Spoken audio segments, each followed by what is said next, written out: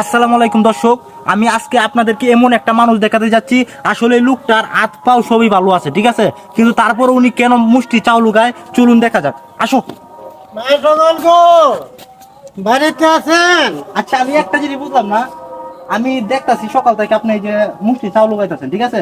আচ্ছা, আপনার তো হাত পাও সবই ভালো, তাহলে আপনি কেন মুষ্টি চাউল উগাইতেছেন? বাবা রে, আমি তো মুষ্টি চাউল গায়ে খাই না। মাদ্রাসার জন্য নেই, মাদ্রাসার জন্য 3 দিন মাদ্রাসারা দেই, একদিন আমি নেই। আহা, আপনার তো হাত পাও সবই ভালো, আপনি তো মানে কামাই রুজি করে তো দিতে পারেন নাকি? আর মাদ্রাসার মধ্যে তো কত ছাত্ররা আছে, এরাও তো তাহলে উগাইতে পারে, তাহলে আপনি কেন উগাইতেছেন? না রে বাবা, বাবা সবাই তো সব কাজ পারে না। সবাই যদি সব কাজ পারতো তাহলে তো আর দুনিয়ায় চললো না অনেক। আসলে দর্শক ভাইয়েরা, আমি যেটা বুঝতাছি লোকটা একটা বাটপার, বুঝছেন।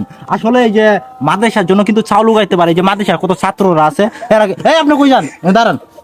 মাদ্রাসার কিন্তু কত ছাত্ররা আছে, ঠিক আছে, এরা কিন্তু চাইলে চাউল উগাইতে পারে, তাহলে উনি কেন উগাইতেছে? আমার মনে হয় উনি মানে যে মাদ্রাসার কথা কইয়া মানে চাউল উগায়া উনি বিক্রি করে হয়তো ওই গাঞ্জা টাঞ্জা খা, ঠিক আছে। চলুন ওনাকে জিজ্ঞেস করি।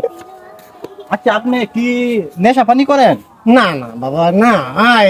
বাবা, বাবা তুমি আমার ভূতের সমান, তুমি বাবা এই কথাটা কইতে পারলা না? বাবা আমি, তোমরা যদি মুষ্টি চাল দেও দিতে পারো, না দিলেও বাবা সব কথা করো না।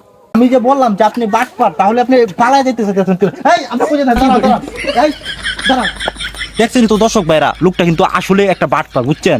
এই বাটপারি করে মানে ওইভাবে চাউল উগায় উগায় মানে এই নেশা পানি করে, বুঝছেন। আচ্ছা, রাখো।